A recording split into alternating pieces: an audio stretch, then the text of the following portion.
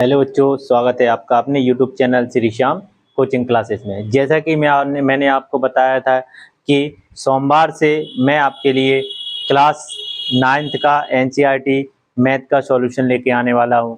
और आज हमारा लेक्चर उसी जो मैंने आपसे वादा किया था उसके अकॉर्डिंग आज हमारा पहला लेक्चर है हमारा NCERT math class 9 chapter first, जिसका नाम है आपका नंबर सिस्टम।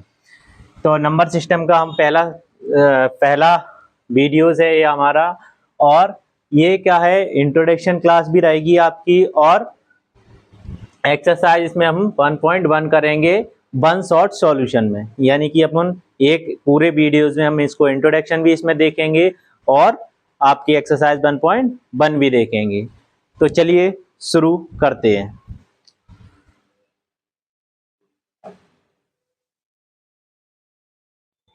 तो आइए देखते हैं अपन पहले हम इसके थोड़ा सा इंट्रोडक्शन इसको पढ़ लेते हैं कि इस चैप्टर में हम क्या किस के बारे में पढ़ने वाले हैं। तो हम 2-3 मैं आपको कुछ नंबर्स लिखता हूं जो मैं आपको यहाँ पे बताने वाला हूं। पहला आपको पता होना चाहिए इसमें नेचुरल नंबर क्या होता है, नेचुरल नंबर। दूसरा आपको होल नंबर पता होना चाहिए, होल नंबर। और हम प्राइम नंबर इनके बारे में मैं थोड़ा आपको बता देता हूं, क्योंकि इस चैप्टर में इन सब के रिलेटेड क्वेश्चन आपको मिलने वाले हैं। तो पहला है हम नेचुरल नंबर क्या होते हैं। नेचुरल नंबर वे नंबर होते हैं जो जो 1 से स्टार्ट होते हैं और पॉजिटिव तक इनफाइनाइट तक जाते हैं। नेचुरल नंबर क्या नंबर होते हैं, 1 टू इनफाइनाइट, यानी कि 1 से शुरू होते हैं और इनफाइनाइट जहां तक तुम गिन सकते हो उस नंबर, वहां तक के नंबर को हम क्या कहते हैं, नेचुरल नंबर। अब आते हैं होल नंबर। होल नंबर क्या होते हैं, होल नंबर 0 से शुरू होते हैं और कहां तक जाते हैं, इनफाइनाइट तक।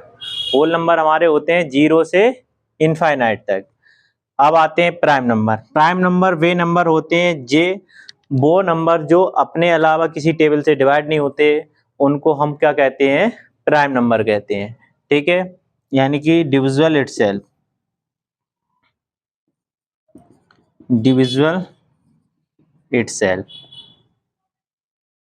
यानी कि खुद से डिवाइड होते हैं। तो जो नंबर खुद से डिवाइड होते हैं उन्हें हम क्या बोलते हैं, प्राइम नंबर।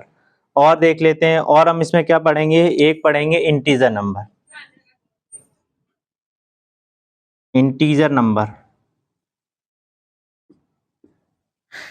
नंबर क्या होते हैं, इंटीजर नंबर वे नंबर होते हैं जो -इन्फिनिटी से टू +इन्फिनिटी तक, यानी कि वे नंबर जिनमें हम प्लस और माइनस का साइन लगाते हैं उन्हें हम बोलते हैं इंटीजर नंबर। आप इन नंबरों को नोट डाउन कर लें। नेचुरल नंबर क्या होता है, होल नंबर क्या होता है, प्राइम नंबर और इंटीजर नंबर। इनको नोट डाउन कर लें, उसके बाद मैं इसको मिटालता हूं और फिर अपन पढ़ेंगे अपनी एक्सरसाइज की तरफ। तो 1 मिनट का टाइम है, आप जल्दी से इनको नोट डाउन कर लो।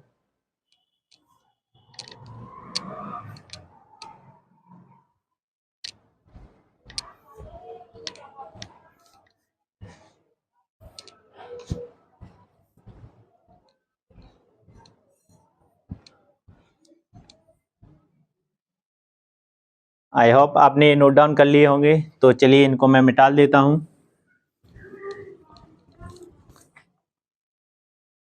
तो बढ़ते हैं अपन अपनी एक्सरसाइज की तरफ।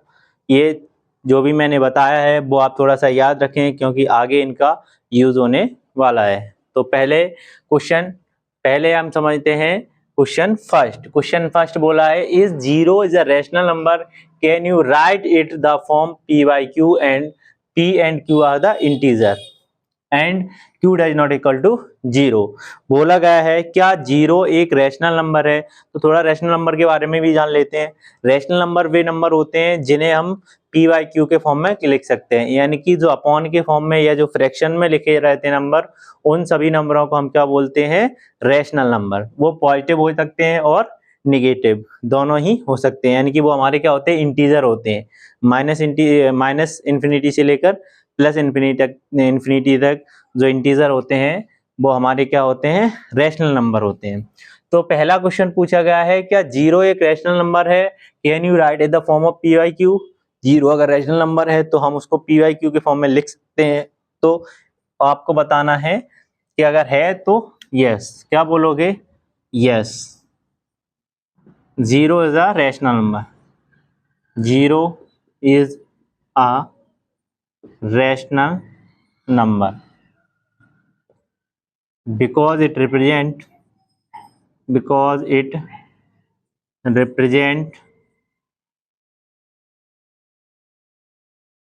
रिप्रेजेंट क्योंकि इसको हम रिप्रेजेंट कर सकते हैं। देखो क्या बोला गया है, Q 0 के बराबर नहीं होना चाहिए, यानी कि नीचे जो अपॉन में जो डिनोमिनेटर है वो 0 नहीं होना चाहिए, उसके ऊपर तो 0 हो सकता है ना। अपन इसको कैसे लिख सकते हैं, 0/1 या फिर 0/2। देखिए ये पी वाई क्यू के फॉर्म में लिखे हुए हैं, इसीलिए 0 क्या है, एक रैशनल नंबर है। आई होप आपको ये पहला क्वेश्चन अच्छे से समझ में आ गया होगा। समझ में आ गया है तो मूव करते हैं क्वेश्चन नंबर 2 की तरफ। क्वेश्चन नंबर 2 है हमारा, find a 6 rational number between 3 and 4। Find a 6 rational number between 3 and 4। 3 and 4 के बीच में हमें 6 रैशनल नंबर निकालने हैं। तो अभी इनके बीच में तो एक भी नंबर नहीं निकाल पाएंगे हम। तो जब भी ऐसी कंडीशन आए तो हमें क्या करना है, क्योंकि 6 निकालना है तो जितने भी निकालने हो 6 निकालने हैं तो उससे एक ज्यादा संख्या से मल्टीप्लाई कर देंगे। 6 निकालने हैं तो हम क्या करेंगे, मल्टीप्लाई बाय 7, मल्टीप्लाई बाय 7, ठीक है। तो 7 से मल्टीप्लाई करेंगे तो 3 इंटू 7/7 एंड 4 इंटू 7/7। इसका मल्टीप्लाई करेंगे तो हमारा आ जाएगा 21/7 एंड 4 2 ज़ा 8, 7 4 ज़ा 28/7। तो अब आप देख सकते हैं दोनों हमारे रैशनल फॉर्म में भी लिख चुके हैं और इनके बीच में हम संख्या भी देख सकते हैं 21 22। तो अब इनको रैशनल इनके 6 लिखना है तो 5 rational number, sorry 6 rational number हो जाएंगे। 6 रैशनल नंबर क्या क्या होंगे हमारे इनके बीच में, 22/7, 23/7, 24/7, 25/7, 26/7, 1 2 3 4 5 और 27/7। इनके बीच में 6 नंबर रैशनल नंबर लिखने थे, वो हम ये लिख चुके हैं। इसके आंसर बहुत सारे आंसर हो सकते हैं। अगर हम यहाँ पे 8 का मल्टीप्लाई करेंगे तो आपका दूसरा आंसर आएगा। तो आप कोई सा भी करोगे आपका आंसर राइट माना जाएगा। आई होप आपको ये सॉल्यूशन भी अच्छे से समझ में आ गया होगा। तो आ गया है तो मूव करते हैं क्वेश्चन नंबर 3 की तरफ। हमारा 3 यानी कि थर्ड क्वेश्चन है, find a 5 rational number between 3/5 and 4/5।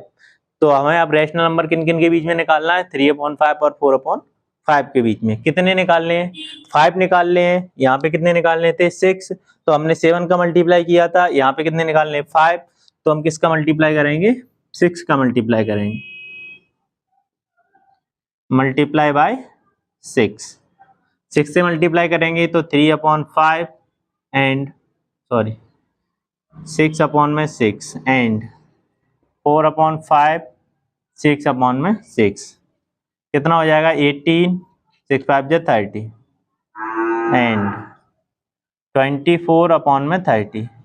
और इसके लिए आपको एक चीज और याद रखनी है, ये डिनोमिनेटर अगर सेम नहीं है तो उनको हमें सेम भी बनाना पड़ेगा। इस टाइप का क्वेश्चन बिना जिसके डिनोमिनेटर सेम नहीं है, इस टाइप का क्वेश्चन आपके ना तो एग्जाम्पल में है और ना ही एक्सरसाइज में है। अगर ऐसा क्वेश्चन आता भी है तो मैं आपको एक बता दूंगा इस सॉल्यूशन के बाद। तो इनके बीच में हमें कितने निकालने हैं, 5। तो इनके 5 रैशनल नंबर लिख देते हैं, 5 रैशनल नंबर। 5 रैशनल नंबर क्या होंगे हमारे, 19/30, 20/30, 21/30, 22/30, 23/30 1 2 3 4 5 5 निकालने थे, ये हमारे 5 रैशनल नंबर आ चुके हैं। तो मूव करते हैं क्वेश्चन नंबर 4 की तरफ। ये 4 क्वेश्चन करने के बाद मैं आपको बताऊंगा कि अगर यहाँ पे डिनोमिनेटर सेम नहीं होंगे तो हमें क्या करना है, ठीक है। तो पहले अपन क्वेश्चन नंबर 4 को समझ लेते हैं, उसके बाद मैं आपको वो कराता हूँ। Statement whether the following statement true and false give reason. आपको बताना, ये हमारी 3 स्टेटमेंट दे रखी हैं, ये ट्रू है या फिर फॉल्स है और उनका रीजन भी देना है। तो पहला क्वेश्चन है, every natural number is a whole number. क्या प्रत्येक नेचुरल नंबर होल नंबर हो सकते हैं? बिल्कुल हो सकते हैं, क्योंकि हमने क्या बताया था कि नेचुरल नंबर 1 से स्टार्ट होते हैं और होल नंबर 0 से स्टार्ट होते हैं। 0 से कहाँ तक जाते हैं? इन्फिनिटी तक। और ये भी 1 से कहाँ तक जाते हैं? इन्फिनिटी तक। तो इसके बीच में इसमें जो नंबर आएंगे वो सारे इसमें आएंगे, ठीक है। तो यस, इसकी ये जो स्टेटमेंट है वो हमारी क्या है? True. Because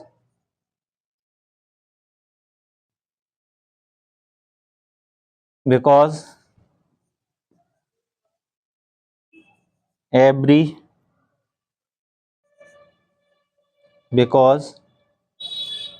natural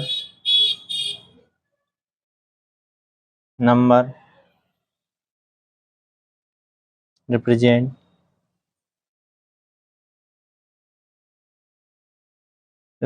whole number. क्योंकि प्रत्येक नेचुरल नंबर किसको रिप्रेजेंट करता है? होल नंबर को रिप्रेजेंट करता है। नेक्स्ट क्वेश्चन है आपका, every integer is a whole number. क्या प्रत्येक इंटीजर होल नंबर हो सकता है?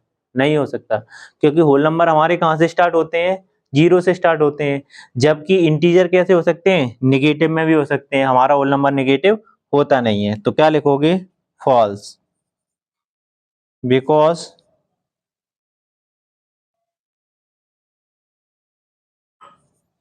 Because whole number not form negative integers। I hope आपको ये दोनों क्वेश्चन रीजन वाले अच्छे से समझ में आ गए होंगे। नेक्स्ट है, every rational number is a whole number. क्या प्रत्येक रैशनल नंबर होल नंबर हो सकता है? नहीं हो सकता है, क्योंकि रैशनल नंबर किस फॉर्म में हो सकते हैं? निगेटिव फॉर्म में भी हो सकते हैं, क्योंकि रैशनल नंबर क्या होते हैं? इंटीजर होते हैं। जबकि होल नंबर हमें क्या मिलता है? केवल पॉजिटिव फॉर्म में मिलता है। तो इसका भी आंसर क्या होगा आपका? फॉल्स होगा। False.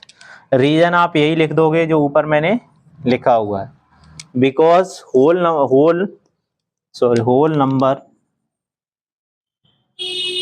Number not form negative integer.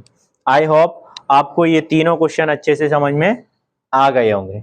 आ गए हैं तो अब वीडियो को लाइक जरूर करें। आज मैं आपको ये एक्स्ट्रा क्वेश्चन एक बता देता हूं, अगर इसमें ऐसे आया तो आप कैसे लिखोगे। मान लीजिए क्वेश्चन आया 3/2 लिखा हुआ है एंड 5/4 लिखा हुआ है। बोला गया है कि इनके बीच में 5 रैशनल नंबर निकालो। तो कैसे निकालोगे? जब भी डिनोमिनेटर अलग अलग होंगे तो हमें क्या करना है? पहले इनके डिनोमिनेटर को सेम बनाना है। तो सेम बनाने के लिए क्या करेंगे? इसके डिनोमिनेटर का मल्टीप्लाई इसके साथ ऊपर नीचे कर देंगे। तो 3/2 इंटू 4/4। उसके बाद इसके डिनोमिनेटर का मल्टीप्लाई इसमें कर देंगे, 5/4 इंटू 2/2। कितना हो जाएगा आपका? 12/8, 10/8। तो अब आप देख सकते हैं कि इनके जो डिनोमिनेटर थे वो कैसे हो चुके हैं? सेम। आगे की प्रोसेस आपकी यही रहेगी कि जितने भी बोले गए हैं उससे एक ज्यादा से मल्टीप्लाई कर दो ना, और आपका आंसर आ जाएगा। आई होप आपको ये एक्सरसाइज 1.1 नंबर सिस्टम की अच्छे से समझ में आ गई होगी। अगर आ गई है तो प्लीज़ चैनल को सब्सक्राइब जरूर कर दें और वीडियो को लाइक के साथ साथ अपने दोस्तों को भी शेयर कर दें, ताकि वो भी इस चैनल से जुड़ सकें और एक बेहतर शिक्षा प्राप्त कर सकें। Thanks for watching.